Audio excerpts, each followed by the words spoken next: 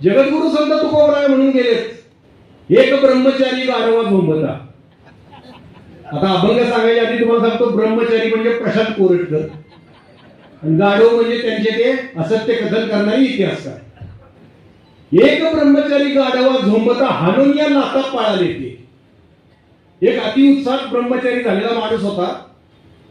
ब्रह्मचर्य स्वीकारलं काही दिवसानंतर त्याला भावना अनावर व्हायला लागल्या, सण होईल त्यांना ब्रह्मचर्य. मग पुन्हा कळले म्हणून ते गाढवाला झोंबायला गेलं. त्या गाढवानं नको तिथं नको इतक्या लाथा घातल्या ते पडून गेलं. तुकोबाराय म्हणतात, गाढवही गेले ब्रह्मचर्य गेले, तोंड काळे झाले जगा माझी.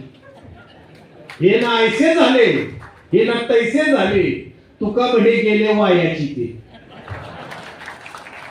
अशी अवस्था कोरटकरांची झाली. पण जर तुमचा जो फोन आहे ना, तो ऐकल्यानंतर मला एक कळलं की स्वैर जिभे विरोधात विवेकी मेंदू कसा बोलू शकतो.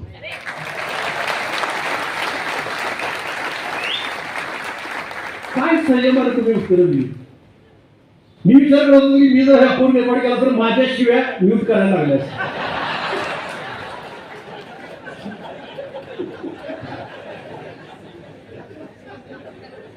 पण खरंच एक अभ्यासू संयमी इतिहासकार कसा बोलू शकतो.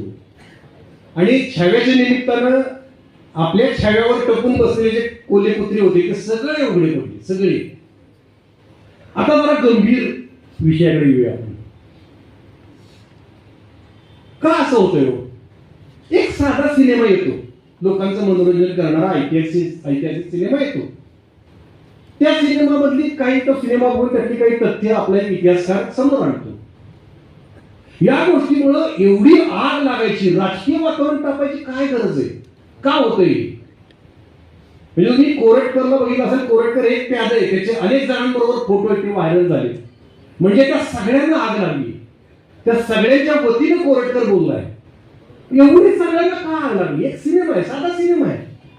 आजकाल का घडतंय? गांभीर्याने विचार करा. सिनेमा, साधा सिनेमा, मी एक नट तुमच्याशी बोलतोय, सिनेमात काम करणारा नट तुमच्याशी बोलतोय. आमच्या क्षेत्राचा कसा वापर होतो हे मला तुम्हाला सांगायचं. एक साधा सिनेमा आहे. सिनेमाची चर्चा तुम्ही 75 वर्षात कधी संसदेत झालेली बघितली का कुठल्या सिनेमाची? की शोले सिनेमावरून गदारोळ झाला, इंदिरा गांधी काहीतरी बडबड असं काय झालंय? कधी सिनेमावरून झाले का? की विधानसभेचं वातावरण गरम झालंय सिनेमावरून? आजकाल का होतंय? सिनेमा या लोकांना एवढा महत्वाचा का वाटतो? मी 2.5-3 वर्षांपूर्वी गांधी भवन